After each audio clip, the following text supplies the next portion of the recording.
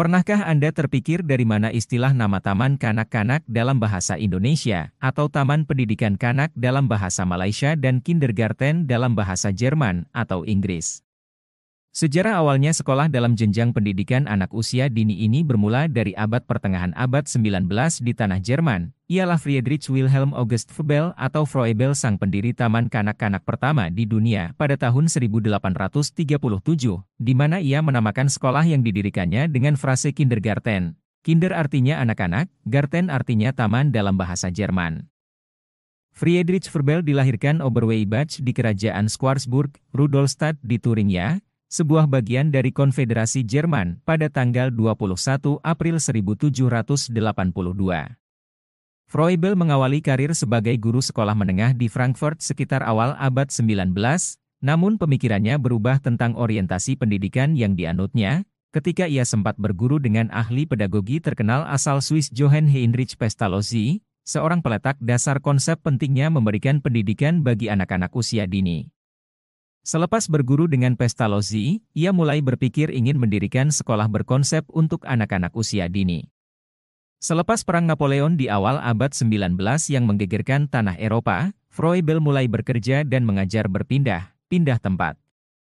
Ia dikenal sangat progresif dalam pembelajaran di masa itu, hingga pada tahun 1816 ia diberikan tawaran jabatan profesor di Stockholm, namun dia menolaknya dan justru mendirikan Allgemeine Deutsche Erziehungsanstalt, Institut Pendidikan Umum Jerman, di Griesheim dekat Arnstadt di Thuringia. Sebuah konsep sekolah yang diperuntukkan bagi setiap kalangan umum di Jerman. Pada tahun 1826, ia membuat karya tulis yang terkenal yaitu Die Menschenerziehung, Pendidikan Manusia, dan mendirikan majalah mingguan Die Erziehenden Familien, Keluarga yang Mendidik. Lewat media tersebut ia mulai mencetuskan konsep pendidikan bagi usia dini dan bagaimana cara mendidik anak-anak dengan benar sesuai usianya. Karya tulisnya bisa dikatakan monumental dan progresif di masanya, karena pendidikan di masa itu berorientasi kepada militeristik dan patriotik, mengingat tajamnya persaingan antar negara Eropa dalam Perang Napoleon masa itu, hingga akhirnya pada tahun 1837 ia mendirikan Institut Permainan dan Aktivitas di Bad Blankenburg, Jerman. Institut ini ia namakan Kindergarten yang artinya Taman Kanak-Kanak. Dan inilah yang menjadi cikal bakal Taman Kanak-Kanak pertama di dunia. Pada sekolah tersebut, dia merancang materi permainan dalam pembelajaran yang dikenal sebagai Froebel Gift atau Vergaben, yaitu permainan seperti blok bangunan geometris dan blok aktivitas pola, yang hingga kini masih dipakai Taman Kanak-Kanak di seluruh dunia.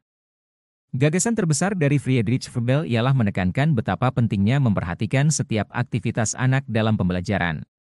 Dia mengenalkan konsep pembelajaran kerja bebas, Freiarbeit, ke dalam ilmu pedagogi dan menggunakan permainan sebagai bentuk khas pembelajaran di masa kanak-kanak, di mana dia menanamkan nilai-nilai kehidupan dari setiap permainan tersebut.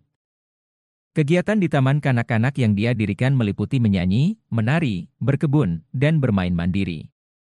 Froebel juga menulis buku Mutter und Kuschellieder, sebuah buku yang berisi kumpulan lagu-lagu berirama sederhana untuk kanak-kanak, di mana ia menekankan bagi para orang tua untuk menyanyikan lagu tersebut kepada anak-anaknya. Froebel menekankan jika pendidikan anak usia dini harus dilakukan dengan konsep belajar sambil bermain. Sebagai contoh, para guru dapat menggunakan berbagai media pembelajaran seperti alat musik, bercerita, bermain drama bahkan mengenalkan alam untuk mengajari anak-anak. Froebel mengenalkan konsep pembelajaran yang menggunakan kerajinan tangan, seperti permainan balok-balok bangunan kecil atau puzzle teka-teki.